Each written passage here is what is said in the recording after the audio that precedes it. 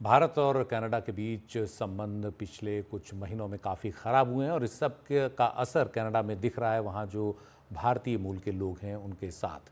खालिस्तानियों ने कल एक हिंदू मंदिर और वहाँ मौजूद श्रद्धालुओं पर हमला किया। ब्रैम्पटन के हिंदू सभा मंदिर में श्रद्धालुओं पर ये खालिस्तान समर्थकों ने हमला किया। इस पूरी वारदात का एक वीडियो हिंदू फोरम कनाडा ने अपने सोशल मीडिया हैंडल एक्स पर शेयर किया है, जिसमें खालिस्तानी अलगाववादी हाथों में पीले झंडे लेकर मंदिर परिसर में हंगामा करते दिख रहे हैं। कुछ खालिस्तानी अलगाववादी हिंदू श्रद्धालुओं पर डंडे से हमला करते हुए भी इस वीडियो में देखे जा सकते हैं।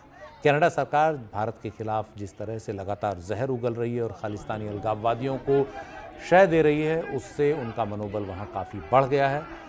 कनाडा के ब्रैम्पटन में खालिस्तानियों का ये जो पूरा आतंक है, इस पर काफ़ी अब चर्चा हो रही है भारत से लेकर कनाडा में भी लोग इसे गलत बताते हुए इसका विरोध कर रहे हैं।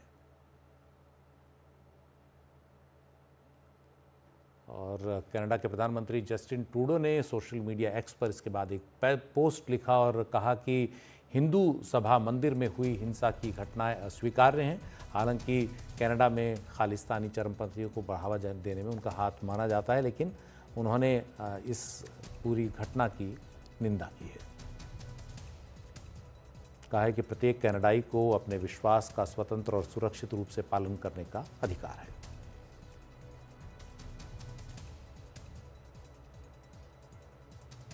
और भारतीय मूल के सांसद चंद्रा आर्य ने एक्स पर पोस्ट में लिखा कि कनाडा में खालिस्तानी चरमपंथियों ने आज एक रेड लाइन क्रॉस कर ली है। मंदिर के परिसर के हिंदू कनाडाई भक्तों पर हमला दिखाता है कि कनाडा में खालिस्तानी हिंसक उग्रवाद कितना गहरा और शर्मनाक हो गया है। और इस पूरी घटना पर ज़्यादा जानकारी दी हमारी सहयोगी कादम्बिनी शर्मा ने। चंद्रा आर्य जो कि वहां पर सांसद हैं, उन्होंने सोशल मीडिया पर पोस्ट करके दी थी, लेकिन अब पूरी खबर निकल कर सामने आ रही है। वहां पर जो भारत का हाई कमीशन है, उसने इस बारे में पूरी जानकारी दी है। उनका कहना है कि हिंदू सभा मंदिर के साथ सहयोग में वहां पर कंसुलर कैंप लगा था। कई सालों से ये कंसुलर कैंप लगते रहे हैं अलग-अलग जगहों पर, और ये जो वहाँ का हाई कमीशन है या फिर जो वैंकूवर और टोरंटो में जो कंसुलेट्स हैं, वो इस तरह के कैंप लगाते हैं जो वहाँ पर भारतीय मौजूद हैं या फिर जो इंडियन कैनेडियन वहाँ पर मौजूद हैं, उनकी सुविधा के लिए कंसुलर कैंप लगाए जाते हैं। तो ऐसा ही कैंप वहाँ पर लगाया गया था। इसके लिए कनाडाई सरकार से कड़ी सुरक्षा की माँग की गई थी वहाँ पर स्थिति को देखते हुए, लेकिन उन्होंने अब एक बयान जारी कर कहा है हाई कमीशन ने कि इसके बावजूद ये बेहद निराशाजनक है कि उस तरह की सुरक्षा नहीं दी गई और इस तरह से हिंसक एक डिसरप्शन वहाँ पर एंटी इंडिया एलिमेंट्स के ज़रिए किया गया।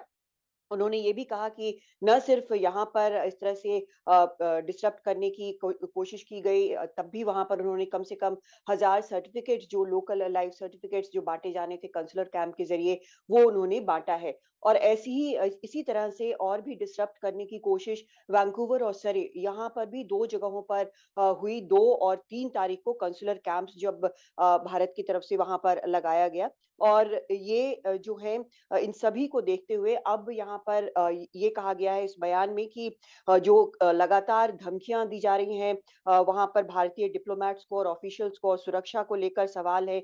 लोकल जो वेन्यू ऑर्गेनाइज़र्स हैं, यानी कि हिंदू सभा की मंदिर के साथ मिलकर जो उन्होंने ऑर्गेनाइज़ किया था, तो ऑर्गेनाइज़र्स, जो लोग यहाँ पर इस कैंप में आए थे, कंसुलर कैंप पे, उनकी सुरक्षा पर भी सवाल है। तो अब अगर आगे ऐसे ही रहता है, सुरक्षा नहीं दी जाती है पूरी तरह से, तो इस तरह के कैंप जो है उसको उसका काम किसी और प्रकार से करने की कोशिश की जाएगी। लेकिन निश्चित तौर पर यहाँ पर जो हालात देखने को मिल रहे हैं वो काफ़ी चिंताजनक हैं। एक रूटीन काम होता है कंसुलर कैंप किसी भी देश में, दूसरे देश के लोग जो डिप्लोमैट्स होते हैं या फिर उनका हाई कमीशन या दूतावास होता है, उस तरह के कैंप अपने लोगों की या अपने मूल के लोगों के लिए लगाता है। यहाँ कनाडा में इस रूटीन काम को भी करने में इतनी दिक्कत आ रही है और इस तरह से सुरक्षा के पूरे इंतज़ाम नहीं किए गए हैं। तो अभी भी भारत के इतने कहने के बावजूद और इस तरह की स्थिति होने के बावजूद, साफ तौर पर जो वीडियो में दिख रहा है, जिस तरह से हमला वहाँ पर जो लोग आए हैं कंसुलर कैंप में उनके ऊपर किया जा रहा है, मंदिर के परिसर में ज़बरदस्ती